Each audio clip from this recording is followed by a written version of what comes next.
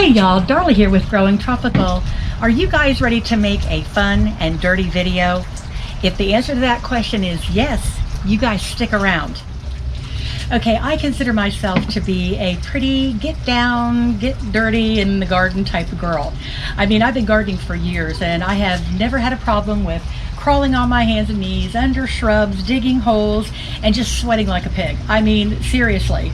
And when I started thinking about putting these wreaths together, I thought to myself, oh gosh, this is going to be so nice because it's going to be clean on a table and there won't be a lot of fuss and muss. Boy, was I wrong. You guys, I don't think I ever made such a mess as I did when I was putting the wreath behind me together. I don't really know why it was so messy. I don't know why it had to be so messy, but it really was a dirty project for me.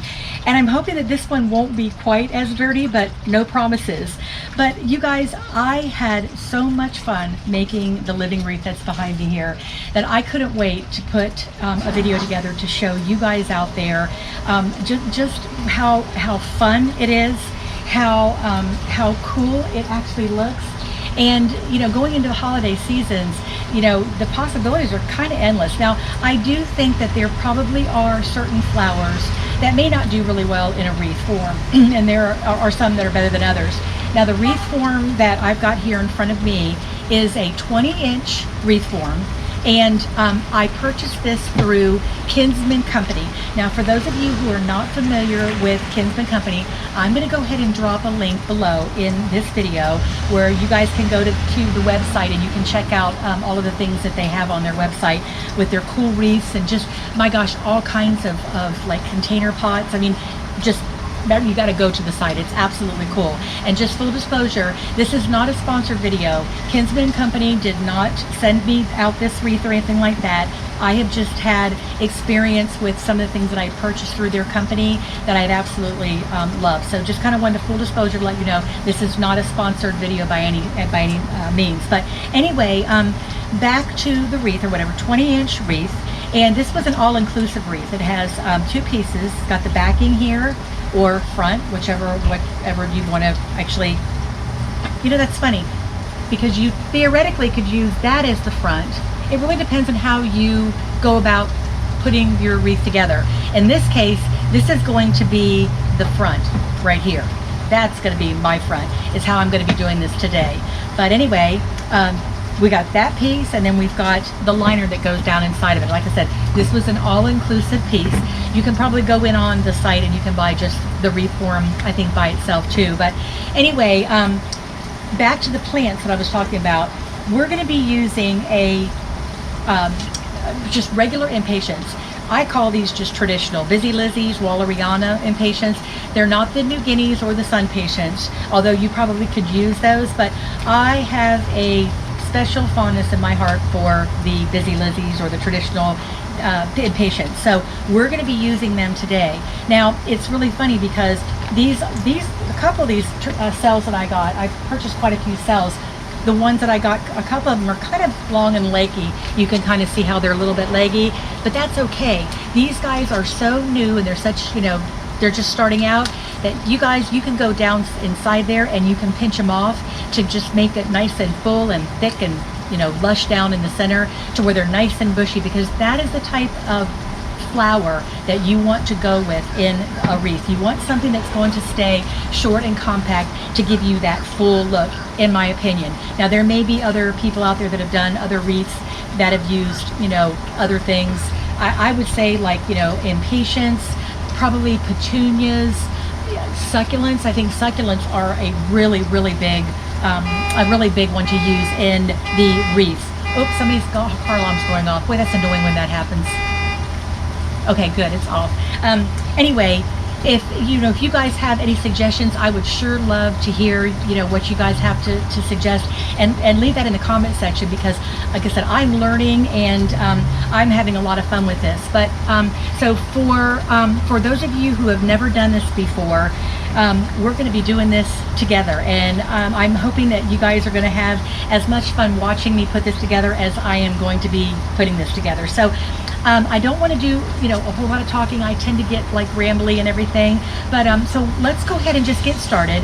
And let's just go through the process. And what I'm going to do is I'm going to just kind of keep the video going at regular pace. I will probably just, continue to talk while I'm putting the plants in there. And once you guys kind of get it, and you've seen me put a couple in there, I will fast forward to this video to kind of get it all done.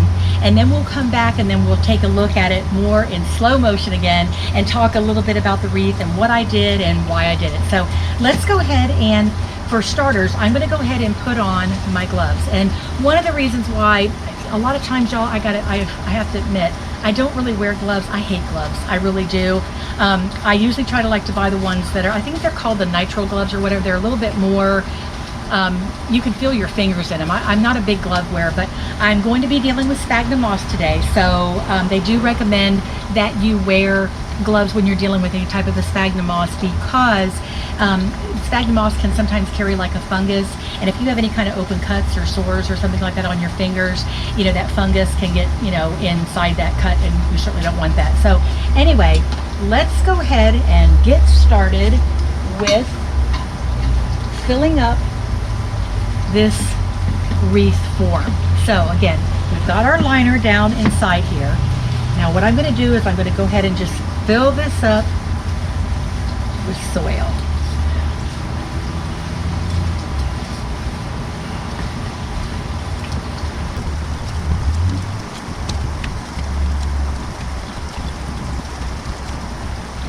Okay, now we've got our soil all down inside here. Now, the form that's behind me, I did it a little bit differently than what I'm going to be doing this one. The form that was behind me, I had the little, gosh, I wish I had they were just like the little round containers that you get from the local, like from your nurseries or whatever. I don't know if they're like they're not gallons, I know that. They're just the small little round containers.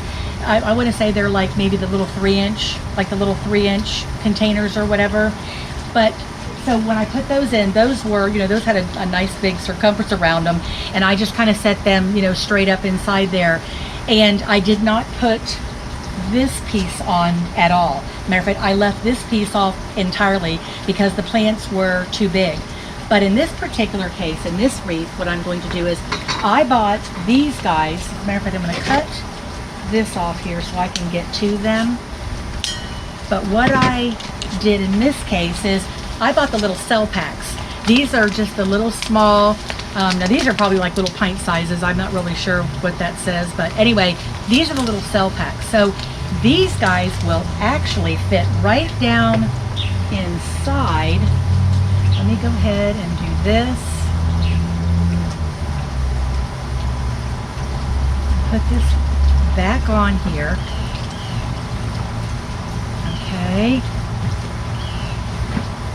Now, what I'm going to be doing is I'm going to be taking these guys out of here like so. See, these are just the small little cell packs. So these will actually fit right down in between the little, or the bars that are on here. Can you guys see that okay? I fit it right down. Let me do another one. I fit it right down inside or in between that bar. Nice roots that I went right down inside like that. Now, I am going to be putting these guys very close together. Very, very close together. And just mash them until you mash them. Matter of fact, I'm going to bring the camera in so you guys can see this a little bit. Okay, you can probably hear me, I hope, but I'm not going to have my face in this. I want to leave it right here where you guys can see exactly what it is that I'm doing. So can you guys see how I've got that right in the form, just like so, okay? Now, we're going to go ahead and just continue on right next to the other one. And I'm just going to plop it down inside there, like so. And this is a little old tiny one right here. Put him down inside there.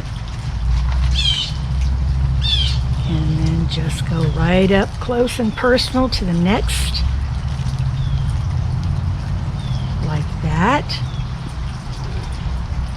Now you see how some of them are a little taller than the others?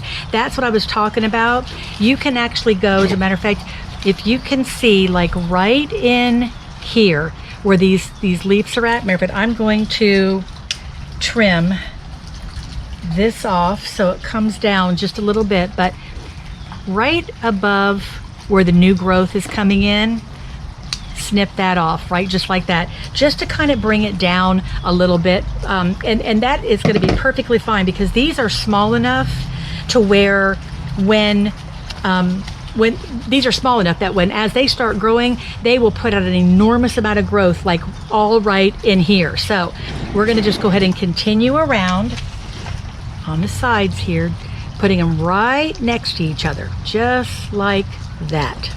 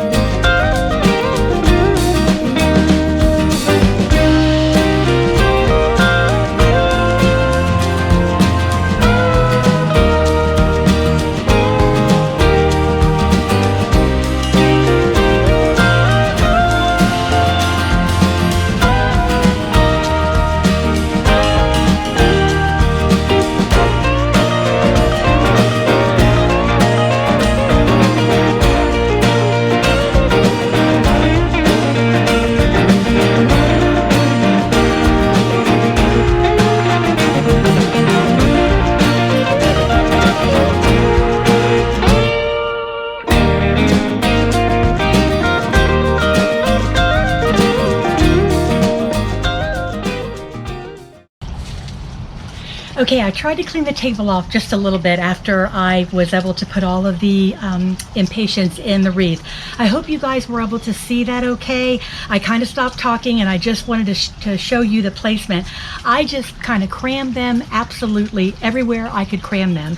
And then I went through with sphagnum moss and I just kind of crammed in sphagnum moss just to kind of give it a little bit more of a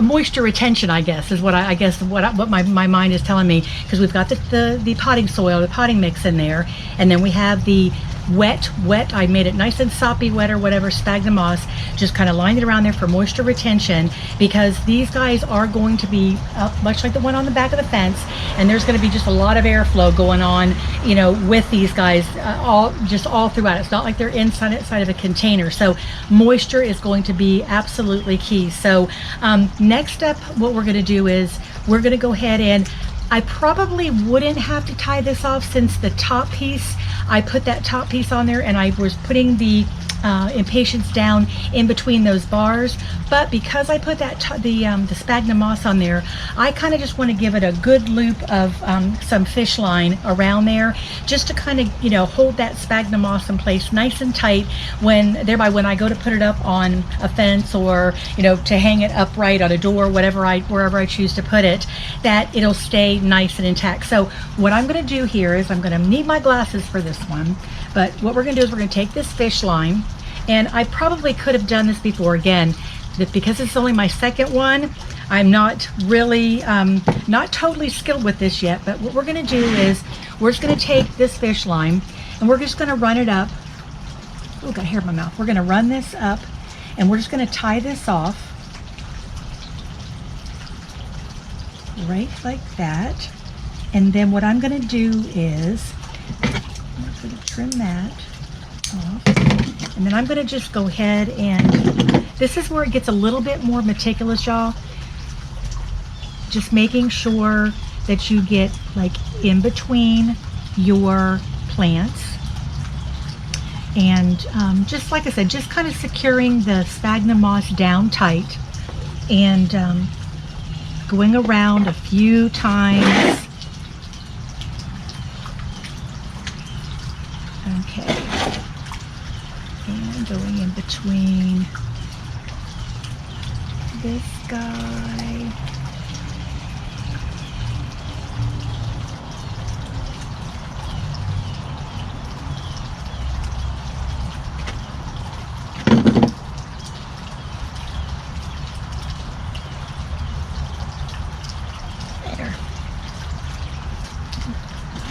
Pulling it tight and going through. And then what I'm going to do, you guys, is I'm just going to go through and do this all the way around, making sure that I go in between, you know, these, in between these impatiens, just making sure, it's basically making sure that the sphagnum moss is staying in place. It's really not to hold down the impatiens or the plants themselves, because like I said, I did tuck them down in between those bars. So I'm not really overly concerned with the impatiens coming out of there. I'm really not even concerned with the sphagnum moss falling out of there, to be honest with you. But I thought, you know, we'll just give it a little extra security just to be on the safe side. And just go in between. Hope you guys can see that, what I'm doing here. Just going in between and turning it around. And you can see this table, how filthy this table is. I spared you guys the terribly dirty stuff, dirty stuff, but it's just that sphagnum moss, when it's soaking wet like that, it's just so sloppy. Okay, continuing around each of the plants.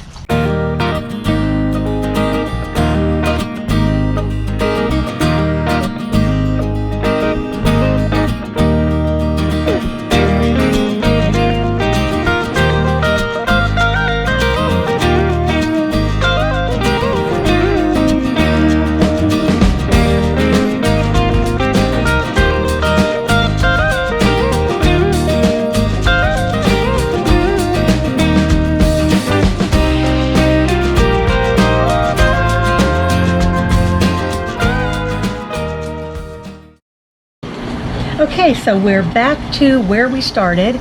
So what I'm going to do is I'm just going to go ahead and I'm going to find that piece. Let's see, where's another one of those pieces where I can just go right in here and just tie it off is all you need to do. And this is the thing that I love so much about the clear string, is you can't see it. And for that, I absolutely love it. And so,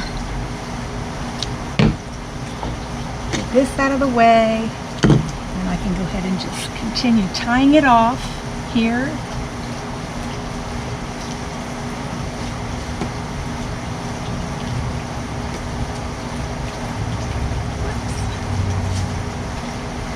One more loop.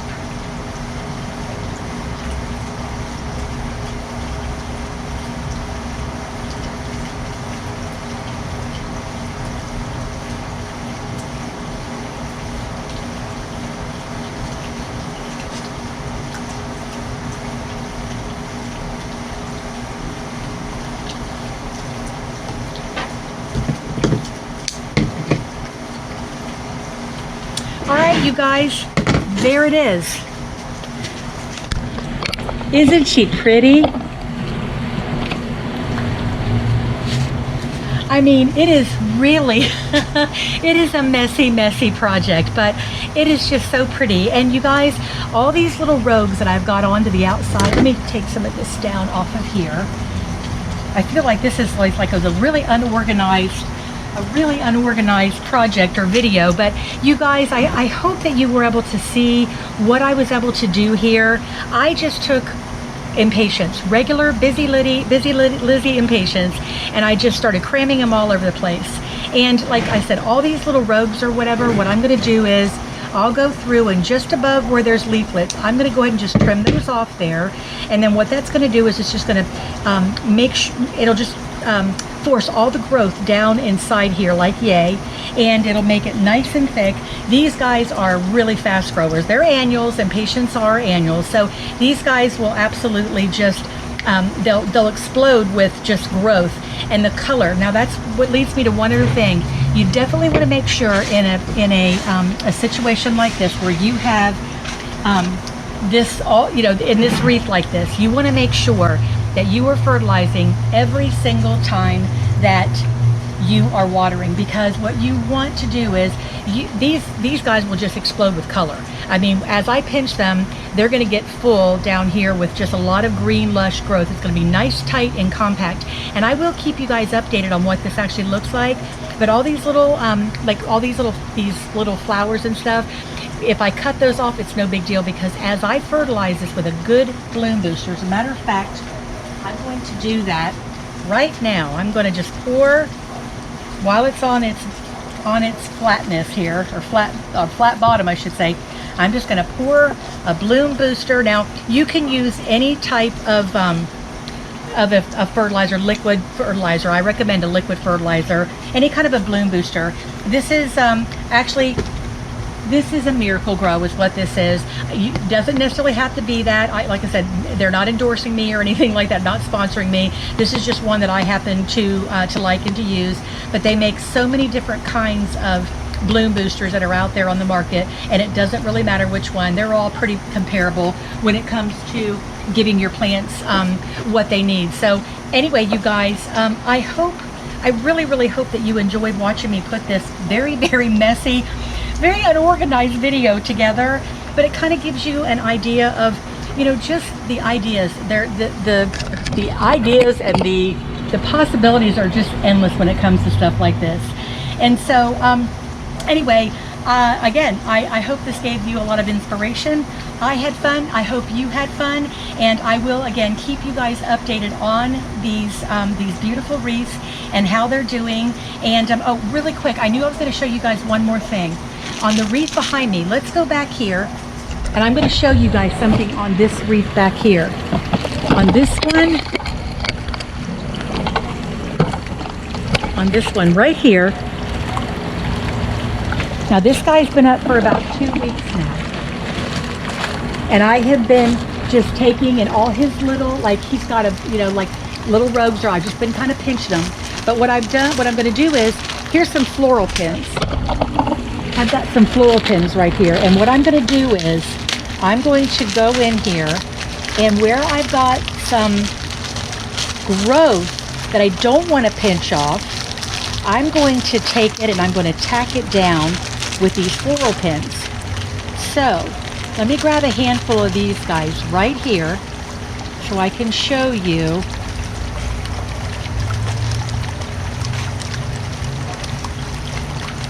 what I mean. So for example, I hope you guys can see this. I'm going to bring the camera in a little more close here. So for example, I've got this guy right here. I want him to grow flat. So I push him in just like that. See how nice and flat he lays? And then this guy right here, he's a little loosey-goosey. I don't really want to pinch him, so I'm going to lay him flat and push him in like that. And then this guy right here, I would like, let's see, here's 2 of them. Let's bring him up. Can you see that, guys? I'm going to bring that in, and I'm going to just push him flat. You grab a couple more.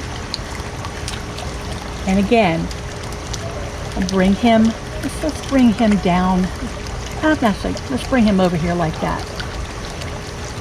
Because as I'm pinching, and as these guys are getting full and thick, and as I'm pinning them down, you can see there's a bunch of little new growth that's all up in here. That this will all fill, these spaces, these empty spaces will all fill in really, really nice. Looks to me like maybe there's one right here, and we're going to go ahead and push him down flat, and you kind of fill that area in right there.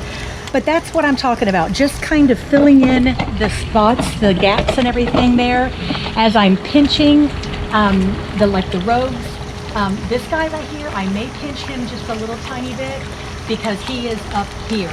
and I don't want them to get too awful high. But all the ones that are like in here, I'm just gonna pin him. Oh, here's another one. I can pin him flat. So there you have it. I am really sorry if this was like a wonky video, and the fact that I feel like I'm very unorganized, because this is very new for me, and I've never done this before. But I hope that you guys got the gist. I am sweating like a pig. I'm not lying to you. I'm in South Florida here, the Zone 10. It is the end of October, and it is probably about 85, 89 degrees out here. Humidity's got to be up in the 80s. I know, because I am just like, I'm not even doing anything and my skin can't breathe. But I'm out here anyway because I love gardening, and I really wanted to show you guys this really cool crafting project with these wreaths and with these beautiful impatiens. So I really hope that you guys derived a lot of inspiration from this video, even though it was very wonky. But was a little bit all over the place, but you kind of got the gist of what we were doing as far as the placement of these impatiens, you know, and what they actually look like when they're in, how we use the floral pins to, you know, kind of tape them, or not tape them, actually pin them down flat. You know, any of the little rogues that are coming out, you can kind of pinch those off, and make sure that you use your bloom booster definitely on these guys, because you definitely want this thing to stay nice and green, and you want it to stay as full of blooms as possible to make the most beautiful living wreath ever. So again, you guys, until the next video, bye for now.